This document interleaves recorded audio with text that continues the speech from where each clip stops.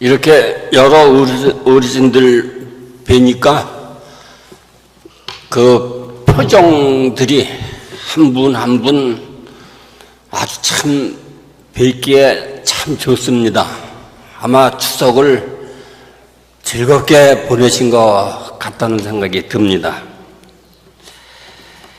아직 추석 연휴가 끝나지 않은 때지만 오늘 이렇게 많이 시일식에 참여해 주셔서 참으로 고맙습니다. 추석은 더도 말고 덜도 말고 늘 한가위만 같아라 하는 그런 말도 있듯이 추석이라는 그 말 자체만으로도 아주 풍요로움을 느끼게 됩니다. 거기다가 금년에는 더욱 좋은 것이 개천절, 한글날, 임시공휴일, 대체휴일 이런 것들이 한데 있어갖고 더욱 풍성한 추석이 되는 것 같습니다. 앞으로 2025년에 가면은 그때도 또 이번처럼 연휴가 열흘이 된다고 그럽니다. 불과 몇 년 안 남았습니다. 계획을 하셔서 해외여행을 떠날 준비를 하시든지 오래오래 건강하게 사시면서 그때를 기다리면 좋겠습니다. 요즘에 우리 추석 명절은 점차 이렇게 사회가 핵가족화되고 그러다 보니까 그 본연의 의미를 조금씩은 잃어가는 것 같다는 생각을 해봅니다. 지금은 추석하면 우선 맨 처음에 생각들 하시게 되는 게 가족들이 한데 모이는 것. 그렇죠? 네. 도시화, 산업화 되면서 다 뿔뿔이 가족들이 너도 나도 살 길을 찾아서 떠나다 보니까 가족들이 한자리에 모이는 경우가 그렇게 많지 않습니다. 추석이라고 하는 이 명절이 그런 면에서 참 가족들이 모이는 기회가 되고요. 그 다음에 또 추석하면 떠오르는 것이 그렇게 만난 김에 부모님에 대한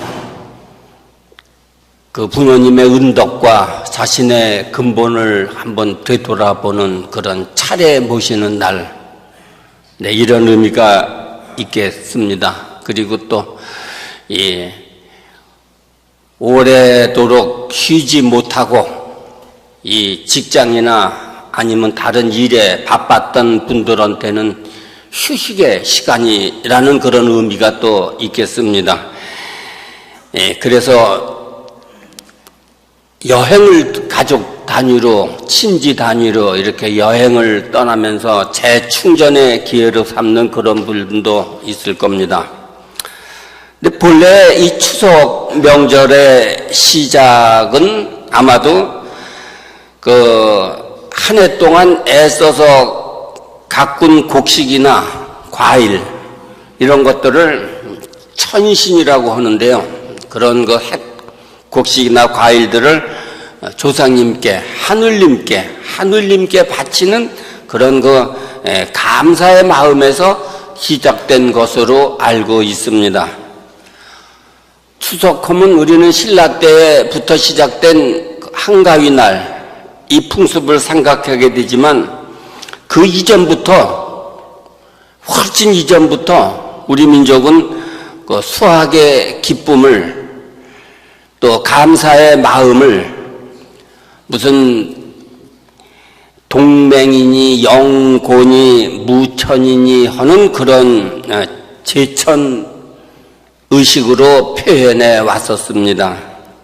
이때는 연일 춤추고 노래하고 술 먹고 그러면서 지냈다는 기록도 있습니다. 이러한 이 경천의식, 본래 우리 민족이 가지고 있는 참 남다른 특색이기도 합니다만, 이런 것들이, 하느님에 대한 감사의 마음과 한데 어우러지면서 명절로 만들어지고 그리고 차례를 지내게 되고 그랬던 것 같습니다. 어쨌든 추석 명절은 각자가 어떤 종교하고는 아무 관계 없이 다 같이 즐기는 그런 명절입니다. 개신교 같은 데서는 하여튼 우상숭배라고 해서 제사는 물론이고 차례도 지내지 않지만서도 그렇다고 해서 그 교인들이 추석 명절을 배격하는 건 아닙니다. 유교야 본래 그 제사 지내는데 원조니까 더할 나위 없이 차례를 중시하고 있는데 이 제례를 효의 연장으로 보는 그런 입장에서 아주 그 정성이 대단하고 절차가 상당히 복잡하죠. 음식을 올리고 술을 올리고 또 그 홀령께서 다 잡숫고 나면은 또 숭늉까지 올리고 그 다음에 다시 또 보내드리고 하는 그런 아주 복잡한 의식을 가지고 있습니다.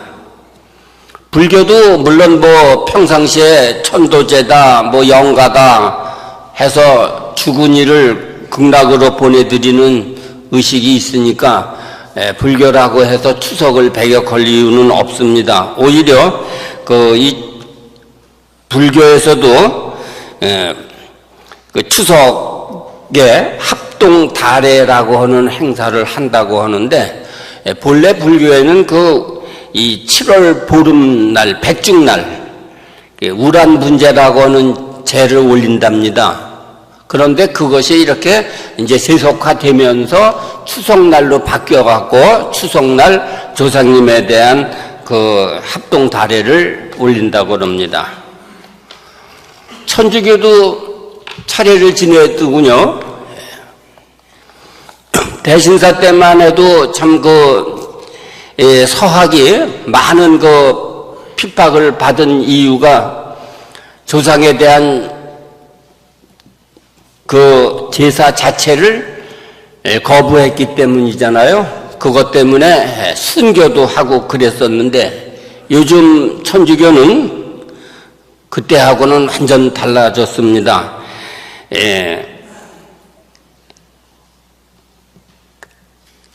아직도 제사를 우상숭배라고 하는 개신교하고는 마찰을 빚고 있지만서도 성당에서는 추석 합동 위령 미사라는 것을 드리고 있습니다.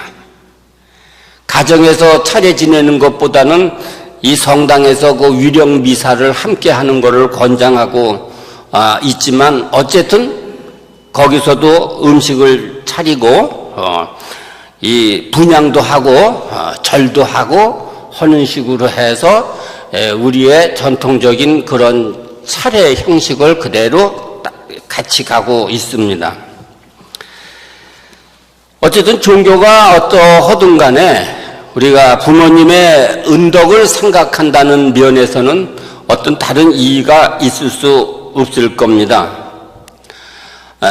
특히 그 유교는 이러한 이 부모님의 은덕을 생각하고 그거를 갚겠다고 하는 그런 효의 사상을 나라에 대한 충의 사상으로 이것을 연결을 시키죠. 그래서 충효라고 하는 걸 같이 가지고 갑니다. 과거에 봉건주의 시대에 효를 장려한 이유가 다른 데 있는 것이 아니라 군주에 대한 어떤 충성심을 함양시키는 그런 연장선에 있었던 걸로 알고 있고, 또 최근에 들어서도 독재자들일수록 효교육을 강조하는데 사실 그것이 국가에 대한 충으로 이어지기를 바라는 마음에서일 겁니다. 그런데 우리 천도교는 이 효 사상을 하늘과 경천 사상과 연결시키고 있다는 데 특색이 있습니다. 하느님의 은덕을, 부모님의 은덕과 하느님의 은덕을 함께 해서 함께 보는 그런 시각입니다. 하느님은 모든 생명체들한테, 모든 생명, 초목, 군생들에게 은덕을 베풉니다. 그런데 이 포독문에는 그런 말씀이 나오죠. 근데 그 은덕을 어리석은 사람들은 모르고 있었죠. 그리고 저절로 그렇게 되는 걸로만 알고 있었습니다. 그런데 성인이 나셔서 그것이 하늘이 덮어주고 땅이 실어주는 그 은덕을 밝혀내셔서 그것을 이 숫자로 책력으로 표현하고 함으로써 사람들로 하여금 경천명 순천리 하도록 이렇게 해줬습니다. 그 결과로 사람들은 군자가 될 수 있었고 성인의 경지에 이를 수 있게 됐다고 그렇게 하셨습니다. 이 신앙심이라는 것은 하느님의 은덕에 대한 감사의 마음에서 싹이 트는 거죠. 내가 오로지 나 혼자의 능력으로 숨쉬고 밥을 먹고 하는 것이 아니라 이 모든 것은 다 하느님 은덕, 하느님 조화 속에서 이루어지고 있다는 것을 자각함으로써 우리의 신앙심은 싹이 트게 된다고 저는 생각합니다. 이런 면에서 우리 그 천주라고 우리가 하죠. 시천주 할 때 그 천주, 그거하고 그 가톨릭 천주교에서 얘기하는 천주, 그거 뜻을 좀 명확히 할 필요가 있다고 봅니다. 우리 주문회의에서 시천주의 주자는 존칭해서 부모와 더불어 같이 섬긴다는 뜻이라고 이렇게 하셨습니다. 그러니까 시천주 할 때 주자는 님주자입니다. 천에다가 천을 존칭해갖고 부모와 더불어 부모 섬기듯이 부모와 더불어 같이 섬긴다는 뜻에서 주자를 붙였다고 그랬습니다. 그 주자는 그러니까 님주가 되고 우리는 하늘님이라고 하게 되는 겁니다. 그리고 이런 해월신사님은 이렇게 그 부모와 더불어 같이 섬긴다고 하는 이 말씀은 과거의 성인들이 밝히지 못한 수은대 선생님이 직접 비로소 창명하신 그런 큰 도라고 해월신사님은 말씀하셨습니다. 서학에서 얘기하는 천주의 주자는 그건 임주가 아니라 주인이라고 할 때 주자입니다. 주인 주자입니다. 똑같은 주자지만 뜻이. 그래서 이 서학의 천주님은 거기 님자를 또 붙이죠. 그래서 천주에다 님을 또 붙입니다. 그 천주의 주는 하늘을 주인으로 보고 사람은 종으로 보는 그러한 그 관계에서 나온 말입니다. 그래서 그걸 번역을 천주로 한 거죠. 네. 그러니까 우리 시천주의 주는 부모님과 더불어 같이 섬겨라 하는 뜻에서 님주자가 되는 거고, 서학에서 얘기하는 천주는 그런 존칭의 뜻이 아니라 주인, 하늘이 주인이라는 뜻입니다. 하늘 주인이라는 얘기죠. 하늘 주인이면 사람은 자연히 거기에 예속되는 존재가 돼버리죠. 그것이 서학의 인간관 아닙니까? 해월신사님께서 도결편에서 천지 부모 네 글자는 비록 다르지만 그 실은 도무지 하늘천 한자니라 이렇게 하셨습니다. 우리가 보통 천, 지, 부, 모 이렇게 나누어서 얘기하지만 글자는 그렇게 네 자가 서로 다르게 쓰지만 실은 하늘천 하나다 이런 말씀 보셨죠. 부모가 나를 낳고 나를 기르지만 자연히 성장하는 것은 천지조화라고 그러셨어요. 그래서 천지가 나를 화생하고 나를 성장하게 하니까 천명을 받아서 가르치고 기르는 것은 부모의 은덕이라고 그랬었죠. 그렇죠? 그런 그 천명을 받아서 부모가 받아서 우리를 기르는 거죠. 그것이 부모의 은덕이니 그런즉 천지가 아니면 나를 화생함이 없고 부모가 아니면 나를 양육함이 없을 것이니 천지 부모가 복육하는 은혜가 어찌 조금인들 사이가 있겠는가 이런 말씀이 있어요. 천지가 아니면 내가 태어났을 리가 없고 부모가 없으면 내가 지금처럼 이렇게 양육될 리가 없고 그래서 천지 부모가 복육하는 은혜는 서로 똑같은 거다 이런 말씀 하신 거죠. 천지 부모 편에서도 그런 말씀이 있죠. 천지가 부모니 하늘님 받들기를 부모님께 효도하는 것처럼 받들어라. 네. 그래서 이 천지 우리가 하늘님 공경하는 것을 부모님께 효도하는 것처럼 하라. 이렇게 말씀을 해주셨습니다. 아주 참 우리가 모르고 지내는 그런 부모님의 은덕은 그래도 옆에서 우리가 자주 대하고 하니까 그런 대로 참 무디지 않은 사람은 좀 알게 되지만 하늘님 은덕처럼 그렇게 큰 은덕은 우리가 참 느끼기가 참 어렵습니다. 하지만 그러한 그 은덕을 아주 참 명쾌하게 밝혀내 주셨습니다. 사람은 어려서 어머니 젖을 먹죠.